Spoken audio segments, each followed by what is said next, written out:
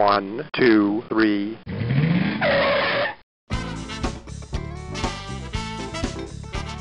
Bem-vindo ao Paladar Distinto, seu podcast de gastronomia. E hoje eu tenho a honra de falar com a chefe Giovanna Perrone, do Casa Rios. Tudo bem, Giovanna? Olá, tudo bom? Que prazer estar aqui. Muito obrigada pelo convite, Gabriel. É um prazer. Nossa, que bacana, viu, Giovanna, conhecer mais, né, sua trajetória. E o sucesso, né, que tá o Casa Rios. Tenho diversos amigos, né, tanto chefes que eu já gravei, quanto amigos também que visitaram, né, Casa Rios e só tá falando bem, assim, né, o cardápio, super diferente. Essa parte do cardápio da brasa, depois a gente vai falar mais sobre isso também. Então, muito legal aí contar aí com a sua presença. Mas, Giovanna, conta pra gente, assim, tem muito aquilo, né? Quando eu pergunto, sabe, já tinha assim uma aptidão pela gastronomia, vem desde pequena ou foi mais de adulta? Como que foi aí o interesse? Olha, eu acho que eu sempre falo que começou como quase que para onde que eu vou olhar, e depois eu fui entendendo que minha vida foi moldada para isso desde muito criança, assim, né? Eu nunca fui uma boa aluna. A verdade é essa, eu nunca tive interesse em matérias tradicionais, assim, eu era sempre muito de humanas, né? Então qualquer outra coisa que mandassem eu fazer, desenhar, pintar, não sou uma boa artista, mas me desenvolvia muito mais do que fazer conta, e etc, etc. Sempre tive pais muito curiosos em termos de alimento, então, assim, uma coisa que eu sempre falo que era muito trivial, mas que conversando com outras pessoas da minha idade, ou até mais velhos ou mais novos, a mãe e o pai não tinham esse mesmo comportamento. Minha mãe, na verdade, a gente passava assim, era um grande programa aí na feira. E a gente provava absolutamente todas as frutas e todos os feirantes conheciam minha mãe. E minha mãe sabia onde eram os feirantes, então tinha coisa que a gente ia, imagina, em Santos, que é super urbano, né? Eu não me considero é uma cidade muito pequena, mas é muito urbana. Eu não tive uma infância de roça, nem nada disso, né? Tive uma infância na cidade com praia. Só que ainda assim tinha um contato porque meus pais faziam questão disso. Então, meus pais faziam questão de saber o que eles compravam. Lógico, dentro das suas limitações, é lógico, né? Eu brinco que minha família inteira achava que comia peixe fresco só porque morava na praia, mas não fazia nem ideia de onde vinha o peixe. Então, né, às vezes tá comendo um salmão achando que é fresco só porque você tá em Santos, e aí não faz o menor sentido. Então, é lógico que a gente vai, cada vez que a gente se aprofunda mais em cada assunto, a gente vai entendendo que a nossa realidade, na verdade, era muito diferente disso. Mas a família inteira sempre teve a vida acontecendo em volta da cozinha, né? Eu tenho duas avós que cozinharam a vida inteira, né? Tiveram bastante filho e cozinharam a vida inteira. Um vô meu que é italiano, que também guardo receitas dele, ele faleceu, eu ainda era criança, mas guardo muito dessa recordação. Enfim, avós que realmente cozinhavam e cozinhavam com planejamento. Olha só. O mais louco assim é isso, porque fala assim, ah, minha avó cozinha, tudo bem, né? No geral as avós cozinham, mas a minha avó materna ela tinha assim um freezer organizado, etiquetado. Ela tinha Nossa, planejamento de refeição, ela tinha tudo assim um certinho. esquema que você fala, caramba, né? É um esquema assim, que minha família inteira fala, ninguém nunca vai ser igual. Ninguém nunca vai ter o mesmo nível de organização. Nossa. E aí, Giovana, foi com 17 anos que você veio para São Paulo fazer gastronomia, que você falou, poxa, eu vou, né? Até tinha visto algumas entrevistas e fala, poxa, acho que tá no momento e tal, e despertou assim, ah, vou vir para São Paulo, cursar gastronomia, que acho que é isso que eu gosto. Foi mais ou menos assim? Olha, foi um pouco assim. Na verdade, eu tinha visitado até outras faculdades, programas de escola mesmo. Minha escola era uma escola muito de exatas. Então, 100% dos meus amigos já tinham pré-definido, ah, porque o pai é médico, vou ser médico, ah, quero traçar uma carreira dentro de uma empresa grande, vou fazer isso, isso e isso. Já tinha um pouco definido, mas nada daquilo me interessava, assim. Eu olhava e ficava meio desesperado, tipo assim, meu, é isso, sabe? E eu tinha uma inquietação dentro de mim de não querer ficar em Santos. Então não era uma opção para mim eu ficar fazendo um cursinho e depois eu sempre fui meio ansiosa, assim, não, precisa ser resolvida essa questão. Eu Sim. vou acabar a escola, eu já preciso emendar em alguma coisa. Nunca aceitei bem para mim, né, esse tempo. Talvez até deveria ter tirado esse tempo, mas não tirei, assim. Eu lembro que no final da escola eu já estava vendo de quando é que eu vou me mudar e quando é que eu começo. Eu já queria vir para São Paulo de qualquer jeito. Até acho que é por uma síndrome de cidade pequena, né? Eu vinha para Sim. São Paulo, tenho família em São Paulo, então eu vinha para cá e falava assim, nossa, outro mundo, as pessoas são tão diferentes, tantas culturas, e Santos é uma bolha, e eu ficava assim, Minha adolescência eu era bem rebelde, de meu, eu preciso sair de Santos de qualquer jeito. Hoje em dia acho que eu aproveito muito mais Santos como cidade em si do que eu Sim. aproveitava quando eu morava lá, porque eu tinha raiva da cidade por ser muito pequena, por ser as mesmas pessoas, e aí seu amigo, o pai do seu amigo é amigo do seu pai, que conhece seu avô, e que, sabe, eu falo assim, gente, é um feudo, as pessoas se conhecem de sobrenome, é engraçado. Então eu falei, eu preciso vir para São Paulo. E na época eu tinha um primo meu que fazia faculdade de engenharia no Senac de Santo Amaro. Eu fui visitar e aí eu vi a parte de gastronomia, antes de saber se eu ia cursar. Eu fui conhecer a faculdade, assim, para entender, né, tipo, puta, que tem aqui no Senac? Tinham vários cursos diferentes. Eu falei, bom, alguma coisa eu me acho aqui, né, se eu não tô indo pro tradicional. E aí eu me apaixonei, assim, eu assisti uma palestra aleatória, um workshop, assim, qualquer coisa besta, assim, que tinha, nada muito específico, mas eu me apaixonei. Eu falei, acho que é isso. Mas, assim, caí de paraquedas total. Não é que eu tinha traçado uma carreira, não é que eu sabia o que era trabalhar em restaurante, eu nem sabia se eu queria trabalhar em restaurante, eu não tinha muita noção. Mas também entrando na faculdade, eu também já tive aquela ansiedade, beleza, preciso começar a estagiar, né? Preciso começar a ir para algum lugar. Então, no primeiro semestre da faculdade, eu já estava em estágio. Acabei que eu fiz um estágio único, fiquei 2 anos quase no Átimo, na Tá, época do Jefferson Rueda, em 2012, 2013, ou sim. 13, 14, mais ou menos por aí. E aí foi quando eu realmente me descobri dentro de uma cozinha, né? Quando eu acho que eu comecei a enxergar aquela vida que é muito louca, assim, né? Você não entende nada, é muito distante da sua realidade, na minha, pelo menos era. Mas eu me apaixonei muito por cozinha, então acho que foi. As coisas foram aparecendo, sabe? Conforme eu fui também sendo aberta a isso, eu fui entendendo o meu caminho na gastronomia, mas é uma construção, eu acho. E foi no Átimo que você conheceu o Rodrigo? Foi no Atmo. Só que isso também é uma outra coisa engraçada, porque acho que são encontros da vida, que a vida vai forçando a gente a enxergar algo que nem a gente enxerga. Porque a gente se conheceu, a gente era amigo, enfim. Amigo, assim, de conhecido, porque eu era estagiária, ele era cozinheiro, mas ele ficou pouco tempo no Atmo, ele ficou alguns meses, ele ficou entre um trabalho e outro, ele não ficou muito tempo, né? Então a gente teve uma vivência rápida juntas, mas nada assim, nada da gente super se aproximar. E aí, depois, por acaso, por conta de um amigo em comum, eu fui trabalhar num restaurante onde ele estava para assumir como subchefe. Olha só. Então, aí a gente teve mais um contato, né, nesse caso, eu era cozinheira, eu morava em Pinheiros, na época, tinha conquistado minha moradia própria, que antes eu morava com família, né, aqui em São Paulo. Só que, né, Pinheiros é a realidade que não cabe no bolso de uma auxiliar de cozinha, porque a verdade é essa. Eu acho que meu primeiro salário não era nem R$ 1.000. Aí junta a caixinha e dobra, e assim, aquelas loucuras. Nossa. Meu, sem condições, pra morar em Pinheiros, lógico que meus pais podiam me ajudar na época, mas também tudo tem limites. Então, meu, eu precisava achar alguém para dividir o apartamento, para dar uma reduzida nos gastos. Sim. E o Rodrigo, a família dele é de Suzano. Ele vinha toda semana, todo dia, na verdade, né? Ida e volta de Pinheiros para Suzano. Putz, puxado, né? É inviável. Então, deu certo. A gente começou a morar junto, num esquema meio uma mão lava a outra, só que a gente tinha os mesmos horários, né? Tudo. Ele namorava, eu namorava outra pessoa, assim, a gente não era vibe, assim, a gente era Sim. amigo mesmo. E aí, como isso? A vida vai trazendo a gente de volta para a mesma pessoa, né? A gente morou junto, sei lá, um ano, um pouco, quase dois. Eu fui pro Canadá, quando eu voltei, aí ele estava abrindo o restaurante dele, foi tudo meio junto também, o começo de relacionamento com o começo do restaurante. E aí acho que até agora a gente está tentando se entender, assim, onde começa o relacionamento, onde começa o trabalho, onde termina, porque a vida foi sendo feita. Nossa, não, muito, muito louco, né? Tinha que ser mesmo, né? Não, é o que você falou, né? Vocês conheceram no restaurante, uma coincidência, né? Um amigo, né? Convidou para Sim, vocês irem para esse outro restaurante também.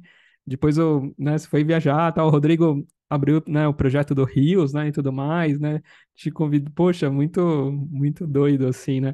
E o Rodrigo é carioca, né? Na verdade, ele mora há bastante tempo aqui, mas ele é carioca também. Acho que fez administração, né? Tava vendo a história do Rodrigo também, é é, bem interessante.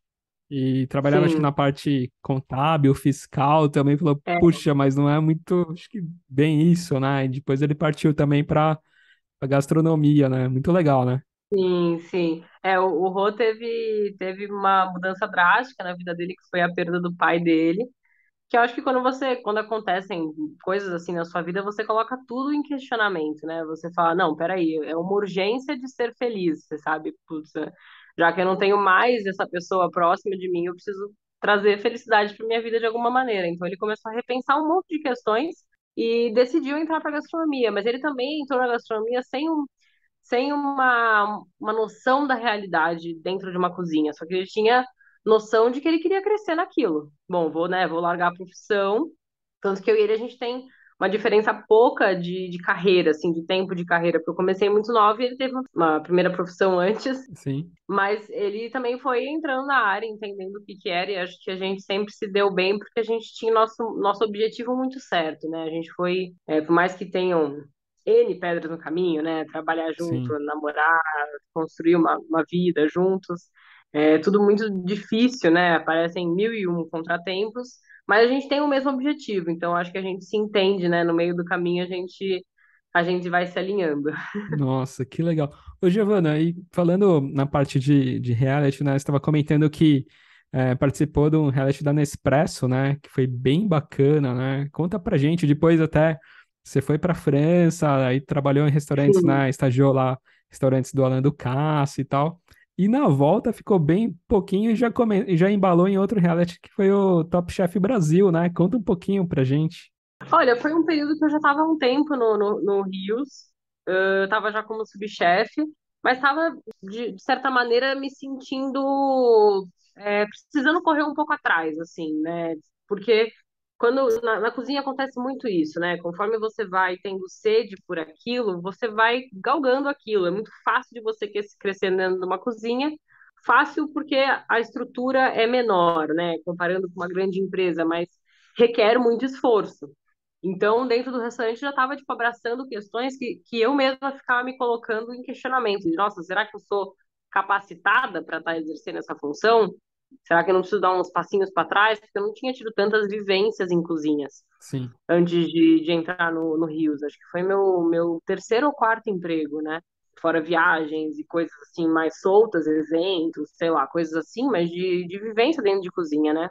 E aí você começa a falar, putz, será que eu preciso viver outras coisas fora daqui? Mas eu também entendia que meu objetivo junto com o Rodrigo era mais longo. Então eu falei, bom, como é que eu vou conseguir fazer os dois, né? Estar aqui Sim. dentro e também matar uma sede minha de conhecer mais coisas. E da Nespresso veio através do Rodrigo, na verdade, porque ele foi chamado junto com outros 7 chefes de São Paulo, que era um projeto deles muito bacana, que é Talentos da Gastronomia. Só aconteceu essa vez, não teve, infelizmente, não tiveram outras temporadas. Mas eles reuniram, né, fizeram essa seleção de 8 chefes parceiros da Nespresso. Então tinha Manuel Bassolé, o Oscar Botti, Rodrigo Oliveira, a Vivi, do chefe Vivi, Carla Pernambuco, vários chefes assim de nome, né, de São Paulo, e cada um colocava o seu subchefe para competir. E, né, os chefes mesmo ficavam como uma espécie de mentor. Então eu competi com os demais subchefes. E foi muito legal, primeiro porque eu peguei uma galera que estava vivendo as mesmas coisas que eu, e é muito assim, é uma troca muito intensa, né? Muito boa. E quem comandou a competição foi o Lohan, que é uma pessoa Nossa. assim, sabe, pensa apresentações, né? Ele é fantástico. Poxa, gravei um episódio com o Lohan, assim, nossa, até pra quem tem curiosidade, assim, né? Gravei um episódio muito legal, onde ele conta como foi o início dele, também muito recomendo aí quem tiver curiosidade. Não, ele é fora de série, ele abraçou a gente de uma maneira, eu acho que ninguém que participou do processo, do projeto saiu igual quando entrou. Independente de ganhar ou não ganhar, a gente entendeu que o objetivo daquilo ali não era bem isso. Lógico, todo mundo queria o prêmio, sou competitiva pra caramba, então também, obviamente, minha vida se voltou para aquele projeto, né? Eu fiquei completamente imersa, eu e o Rodrigo, pra gente voltar para casa. O Rodrigo é assim, 10 vezes mais competitivo que eu, 10 vezes mais. O Rodrigo não Cara, quer nem no parou ímpar.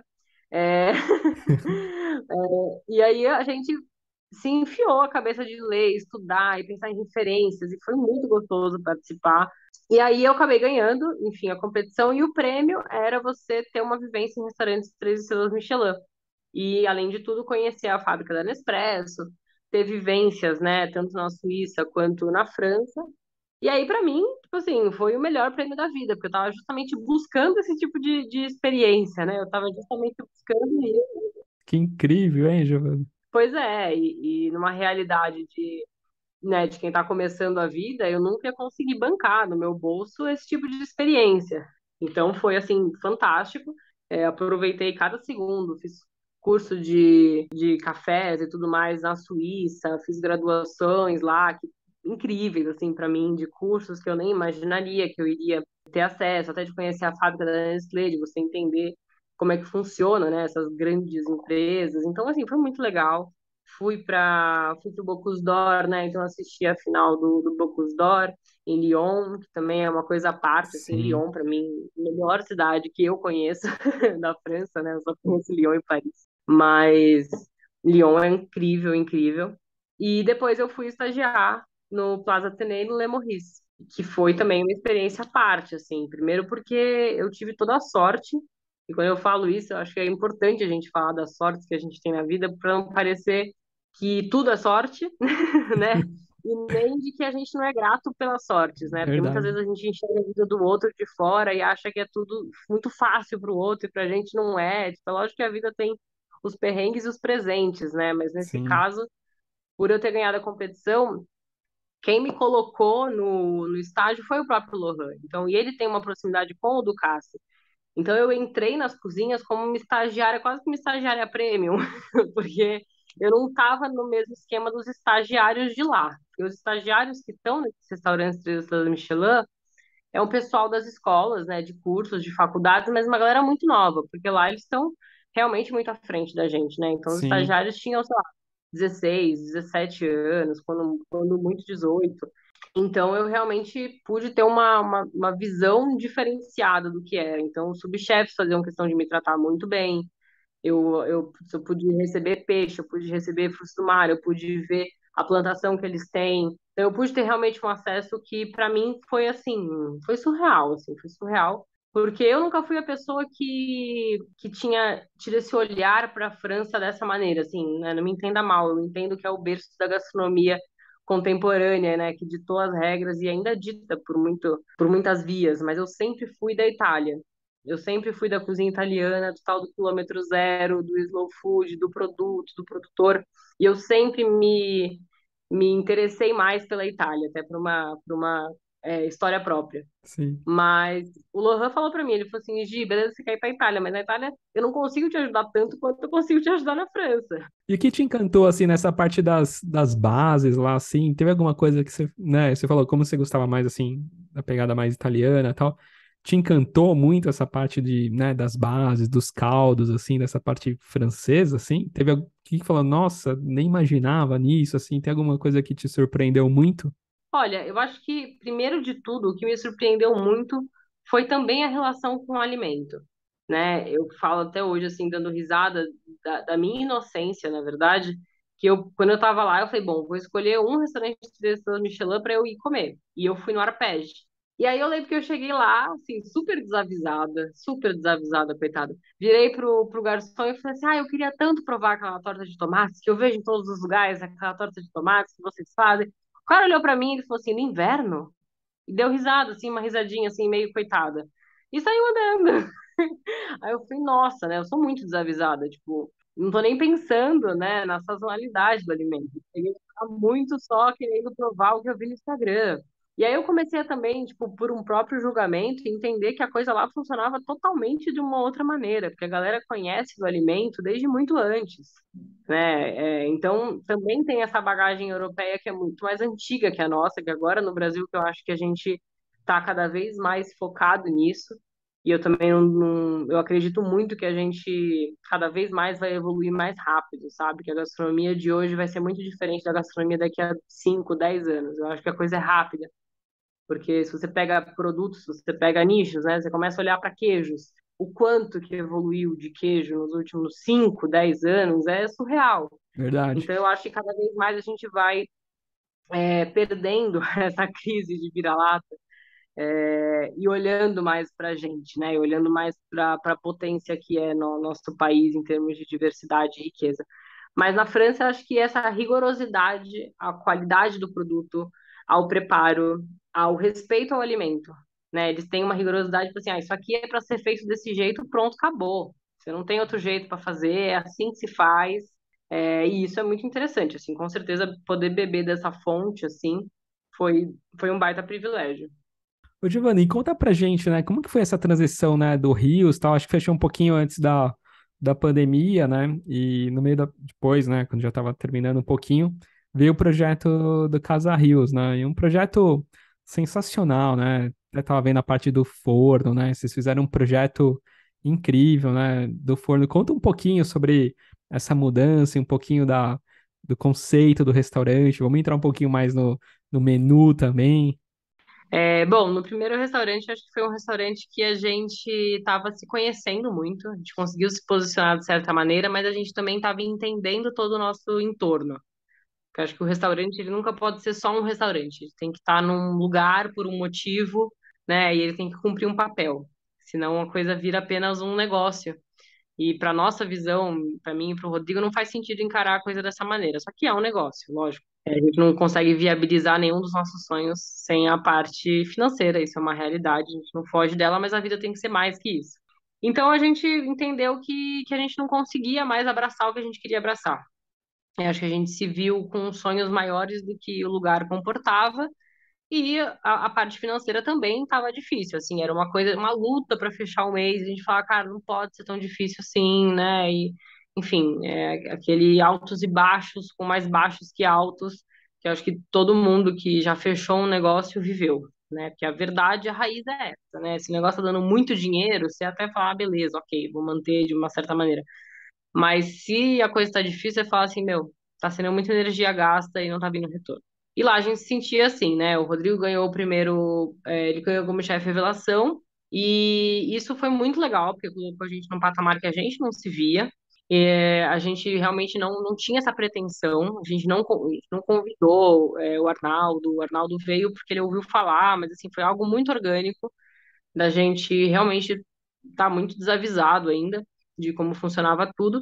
E aí a gente recebia muitos clientes que vinham pelo prêmio, mas os clientes do dia a dia, os clientes do bairro, porque a verdade é essa, né? O cliente que alimenta seu restaurante é o cliente que vai lá toda semana, o cliente que vai lá semana sim, semana não.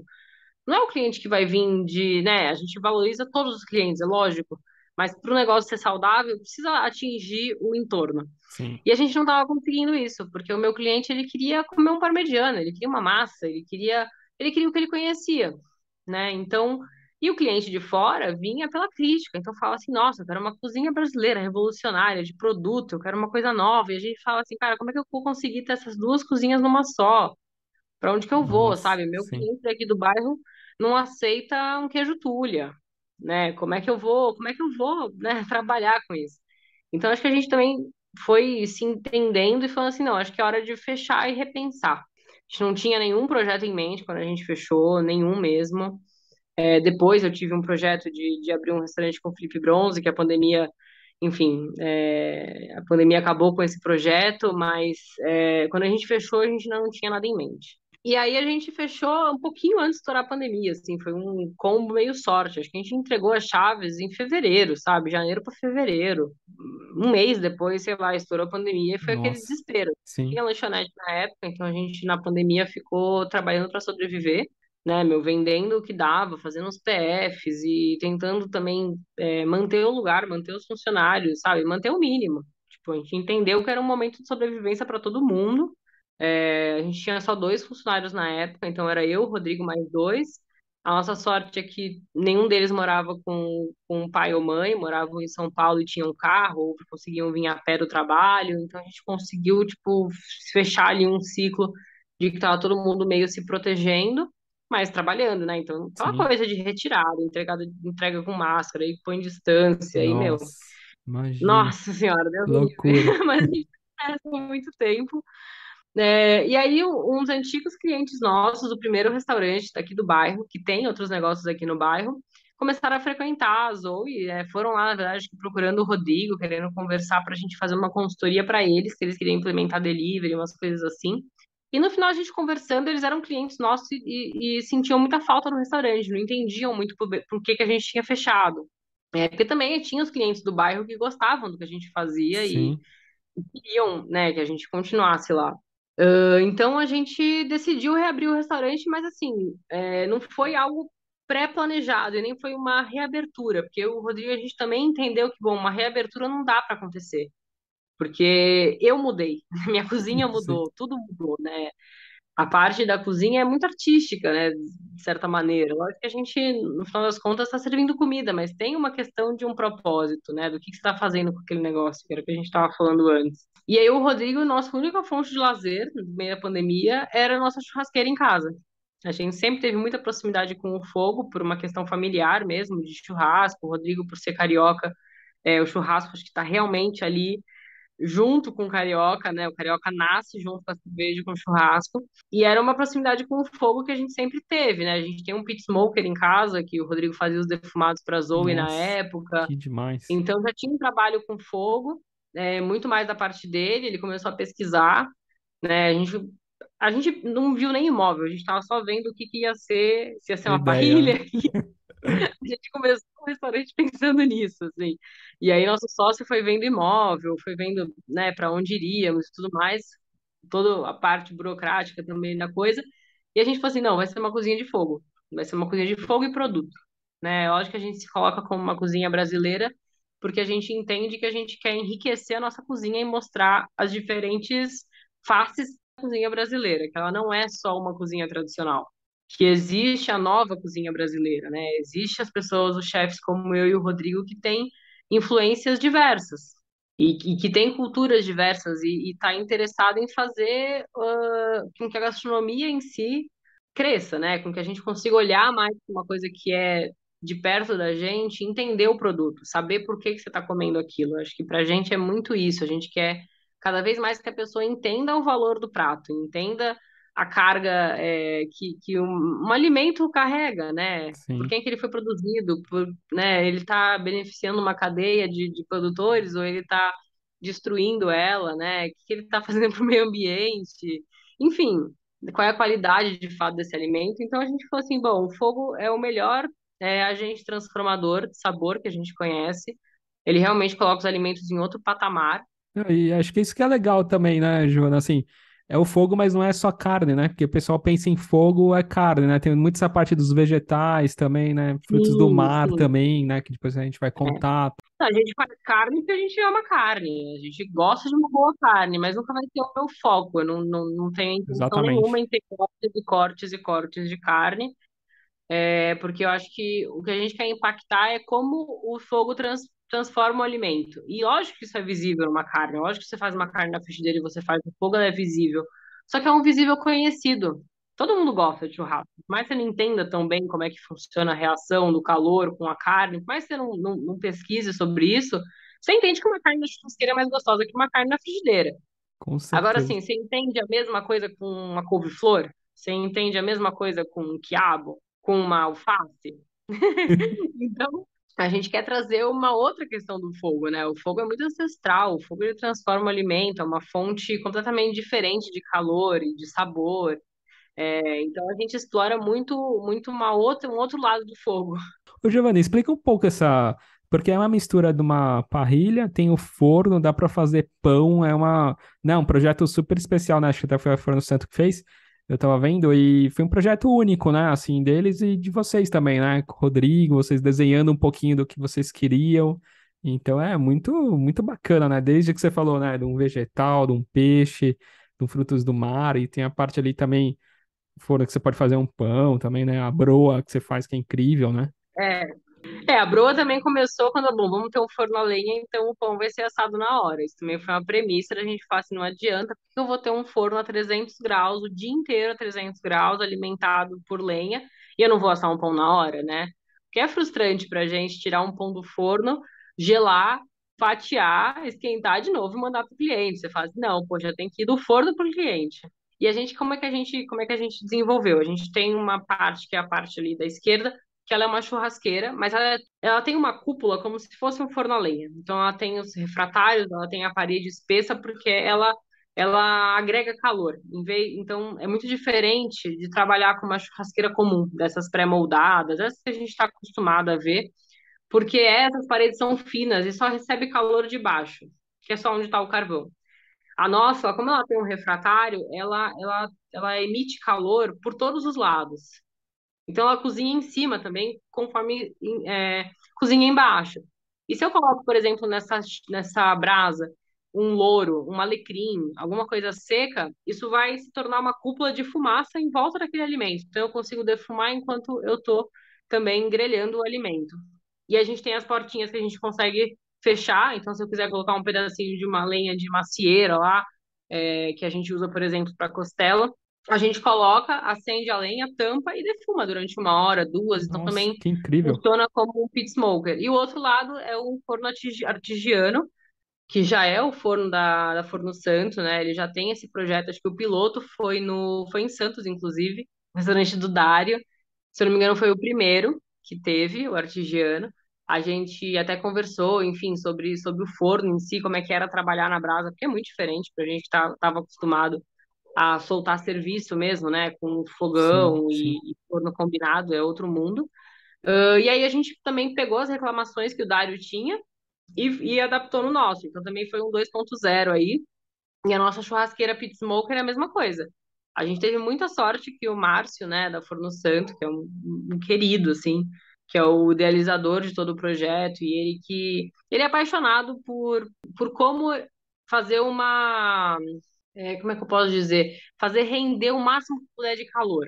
Então ele quer que o forno dele seja uma Ferrari dos fornos, sabe? Ele quer que o forno dele seja o melhor. O que que ele precisa fazer para ser o melhor? Então ele é assim, ele é um gênio no que faz e foi estudando com a gente tudo, né? Para a gente poder fazer o projeto, a gente foi entendendo que tudo era um detalhe. A abertura do ar, o quanto que respirava aquela brasa, e para coletar, e por onde que cai, porque eu e o Rodrigo a gente também queria conseguir trabalhar com a lenha e com a brasa o ciclo completo. Então eu Sim. coloco, a gente fez um formato que eu coloco a lenha no forno a lenha, quando cai em brasa, eu tenho uma pá que eu recolho e coloco no carvão. Então eu consigo usar aquela lenha num ciclo completo.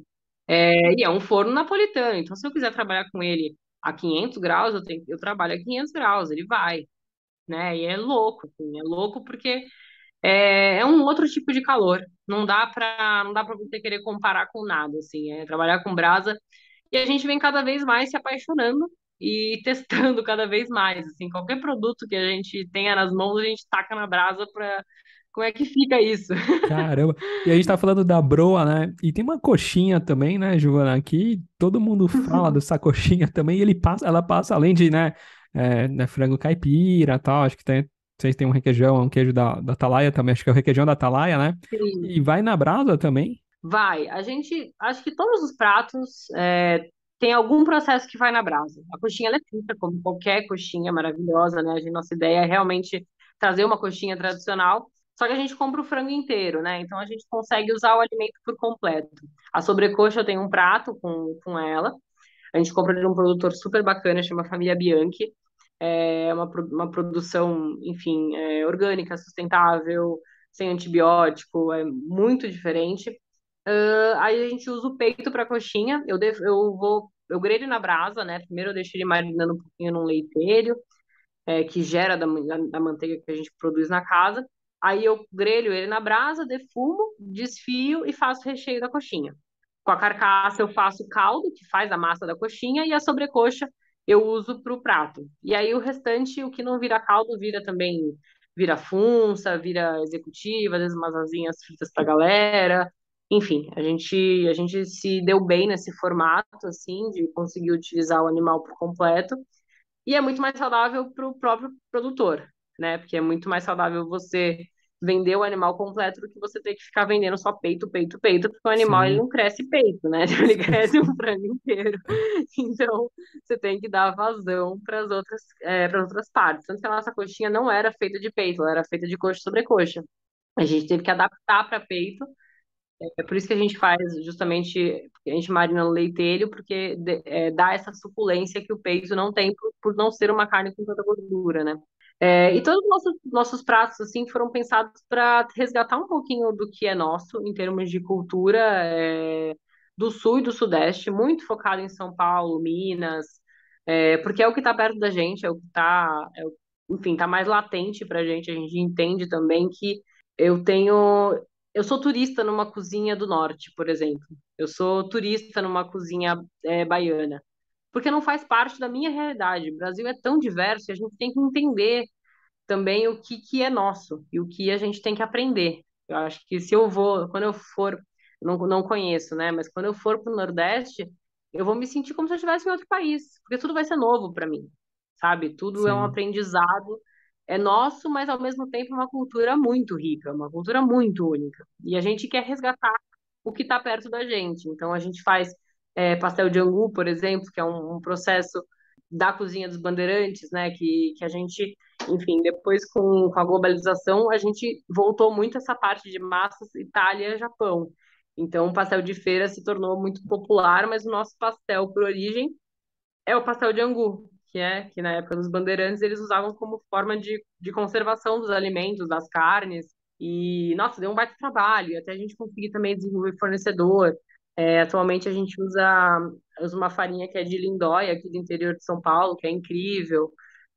Mas, enfim, tudo são processos, né? A gente vai resgatando uma história e uma técnica mesmo, uma cozinha que não é tão mostrada pra gente. Porque bem ou mal na faculdade, em tudo, é tudo um foco de fora, Muito né? rápido, né?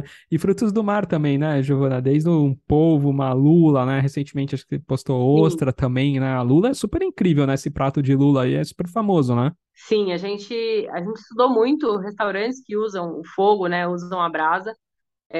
Bom, tem o Etchebarri, que acho que é uma referência aí mundial, um gênio que a gente tem um sonho de conhecer. E tem também, se eu não me engano, é Linux, o nome dele, que tem o Fire Door, que fica na Austrália, que ele trabalhou muito tempo no Etchebarri, e a gente conseguiu absorver mais conhecimento, assim, né, de lá, dos utensílios usados para brasa, porque realmente é outra coisa. O que eu mais uso na minha cozinha, por exemplo, é peneira de inox. Eu compro todo mês várias peneiras de inox, porque elas vão correndo, vão abrindo buracos e aí tem que trocar.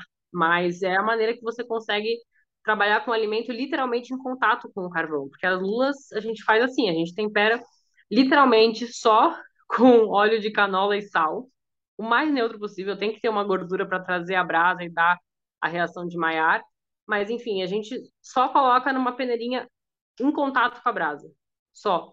E tem gente que prova a lula e fala, mas tem algum tempero nessa lula?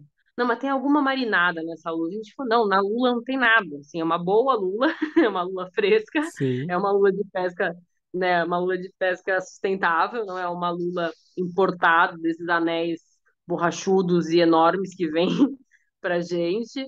É uma lua nacional, uma lua fresca e um fogo. É isso, assim, acho que o mais impressionante pra gente é você poder influenciar o mínimo no alimento. Isso que é louco, né? A gente, como chefe de cozinha, a gente cada vez mais se enxerga como alguém que está intermediando técnicas e produtos do que de fato um criador de algo. Porque eu não criei a lula, sabe? Eu acho que eu estou muito interessada em quem criou, inclusive, eu estou muito interessada em quem pescou, eu estou muito interessada como foi o processo, mas eu entendo que meu lugar não é esse. Sim. Então, a gente cada vez mais procura os melhores produtos e pessoas que estão a fim de fazer algo diferente, porque a gente sabe que tudo são batalhas, né? A gente está vivendo num país de commodities. Então, quando a gente fala em alimento, o buraco é sempre mais embaixo. Verdade. Ô, Giovana, e tem dois tipos, né? De sexta-feira você tem o menu executivo e os outros dias você tem tanto o menu à la carte quanto o menu degustação também, né? Exatamente. Atualmente, a gente reduz os nossos horários, a gente está trabalhando de quarta a domingo. Quarta e quinta é somente jantar. Aí, sexta, a gente tem nosso único dia de almoço executivo, a gente resolveu concentrar em um dia só. Até pelo perfil da região que a gente tá, né? A gente acaba sendo um restaurante mais destino. Então, é um restaurante que você, se você não mora no Tatuapé, você vai pro Tatuapé para ir no restaurante. Dificilmente você está fazendo alguma coisa por perto. Então, os almoços de sexta a gente gostaria de deixar nesse formato mesmo, assim, de um dia de almoço executivo, um cardápio com um custo um pouco mais baixo, né? Um cardápio mais, enfim, um pouco mais despojado, sabe? A gente tem nosso menu degustação, ele está disponível sempre e ele também muda, né? A ideia é que ele seja um tour pelo cardápio, mas como tem várias pessoas que voltam também, e a gente às vezes tem demandas de pequenos produtos, então tem alguma coisa que eu vou conseguir numa quantidade muito limitada, quero colocar na degustação, algo mais fresco, muito mais sazonal. Então, a degustação ele está sempre passando por alterações. mas é uma degustação de 6 etapas e atualmente custa R$ 220. Então a ideia é que a pessoa veja uma vantagem também, né, de um custo-benefício de provar um pouquinho de tudo. E aí sempre vai a nossa broa, sempre vai as friturinhas, tem coisas que a gente não tira porque realmente são muito características do restaurante. Mas o restante a gente muda, sabe? A gente vai mudando, a gente vai colocando coisas exclusivas, a gente atende também degustação vegetariano, vegano, a gente consegue brincar bastante aí nesse universo também dos vegetais. E quem tá indo, né, quem não conhece, quer ir pela primeira vez, assim, ou quer provar o menu degustação, mas tá de passagem ali, pô, tô pertinho, quero visitar. O que que ele não pode deixar de provar, Giovana? Assim, o couve-flor é um deles? Olha, a gente tem nosso boteco vegetal, que eu sou suspeita para falar. Eu acho que é uma experiência, assim, se você não é o maior fã de vegetais, é com certeza o que eu vou te indicar para comer, assim, porque é outro mundo de vegetais, é outra textura, é outro sabor. Por exemplo, a gente tem um que é um quiabinho na brasa, que é um molho de pimentas brasileiras, mais adocicado, com semente de girassol e coentro. Tem cliente que vem e come e fala assim: olha, eu não gosto de quiabo, eu não gosto de coentro. Mas eu adorei. A gente fala, ótimo, é para isso que a gente está fazendo. É justamente para trazer para você um alimento de uma maneira que você não costuma consumir no dia a dia, né? Sim. Acho que cada vez mais a gente vem falando da importância dos vegetais na alimentação e a versatilidade dos vegetais. Mas ainda é um assunto muito menos explorado, né? Quem fala em churrasco, quem fala em, vou acender a brasa em casa, é porque vai comprar uma carne, uns frutos do mar, mas dificilmente vai fazer isso só para colocar vegetais. A não ser que esteja na dieta da pessoa. Mas a gente gosta de mostrar muito isso. Então, assim, eu não deixaria de pedir, com certeza, a nossa broa, porque ela é muito especial. É um pão que a gente levou meses desenvolvendo. É um pão que ele tem uma pegada de pizza, então ele é feito uma base de massa de pizza, mas ele tem flocos de milho, mel e erva doce no meio também, para remeter um pouquinho o sabor de uma broa caxambu, mais um pão assado na hora, né? Então a gente tem nosso couvert, que é basicamente o que eu e o Rodrigo a gente acho que serviu para todos os amigos que já vieram em casa, que é um pão muito bom, uma manteiga boa, e a gente faz um escabeche de vegetais. Que é uma coisa nossa, assim, a Nossa, gente sim, sim. de família, assim, taca basicamente a base de uma escalivata, vai, espanhola, né? Mas basicamente você taca pimentão, cebola, alho direto no fogo, descasca, pica, tempera com tomilho, um bom vinagre, um bom azeite, lâminas de alho, e é isso, assim, é uma delícia para comer com pão e manteiga. Eu acho que são dois que eu não deixaria de pedir. E você é da turma dos doces, Giovana? Conta um pouquinho aí também na parte das sobremesas.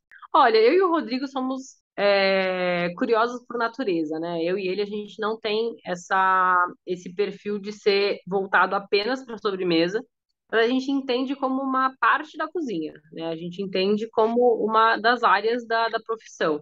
A gente já teve confeiteiros assinando sobremesas e cardápios com a gente, até o momento que a gente sentiu que não fazia mais sentido.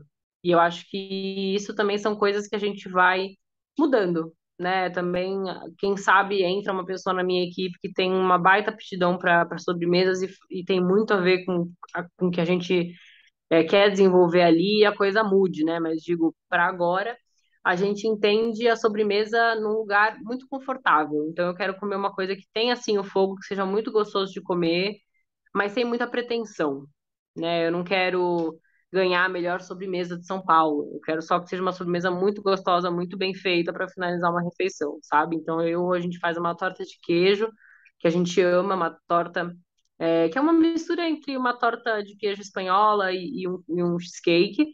A gente faz todo com a base do requeijão de corte da Atalaia e queijo Tulha.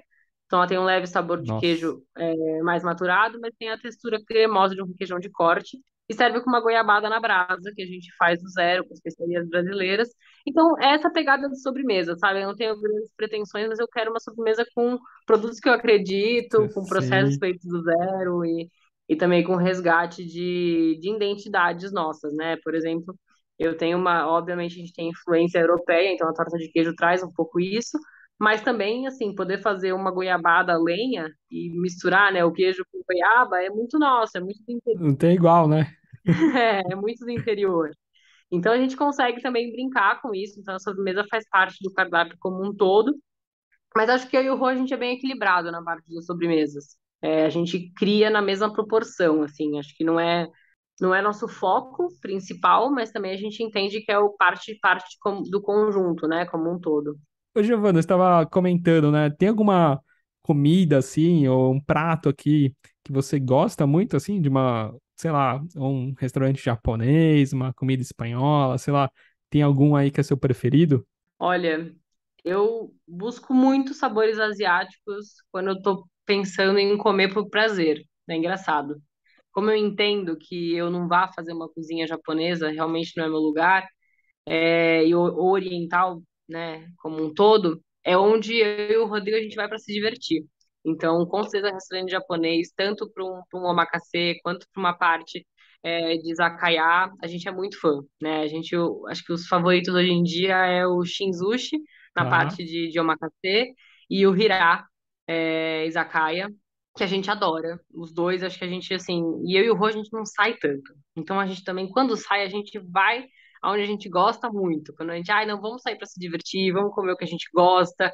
Então, no geral, a gente vai muito para restaurante asiático, sim. É um sonho total conhecer o Japão. Acho que aí vai abrir uma outra caixinha na cabeça. nossa, e tem algum país, Giovana, que tá na sua lista aí de viagens, tanto pela gastronomia quanto pelo turismo, assim?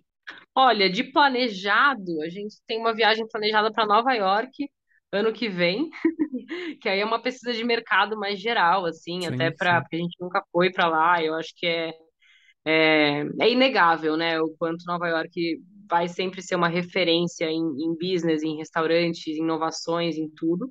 Mas o meu foco, de fato, é conhecer cada vez mais o Brasil, né? Então, esse ano eu ainda quero fazer viagens pelo Brasil, quero ir com gente que entende, né? Já estou aí tentando marcar uma viagem com a Ieda e com o Zé para Que Chapada legal. Diamantina faz um tempo, Nossa, porque eu falei, ai, não vou sim. chegar de turista sem conhecer nada, meu, vamos com a gente quer, enfim, conhecer o Brasil com quem entende de Brasil mais que a gente.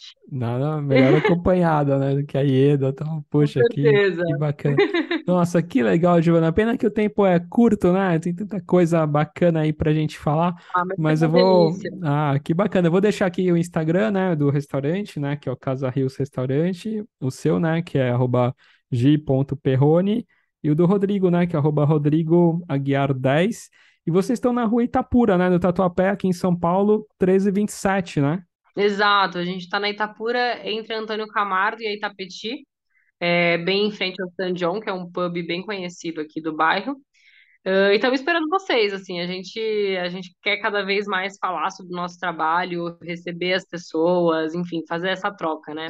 Mostrar os fornos, Sim, mostrar os estamos aqui. fornos e tudo na brasa, né? Sabor incrível. Que legal, viu, Giovana? Obrigado, viu? Imagina, obrigada a você, um prazerzão. Até mais. Tchau, tchau. Tchau. Gostou do episódio? Envie uma mensagem no Instagram Paladar Distinto. O Gabriel ficará muito feliz em falar contigo. Compartilhe com seus amigos, isso ajudará na divulgação do podcast, e mais pessoas terão acesso a diversas histórias como essa. Até um próximo episódio.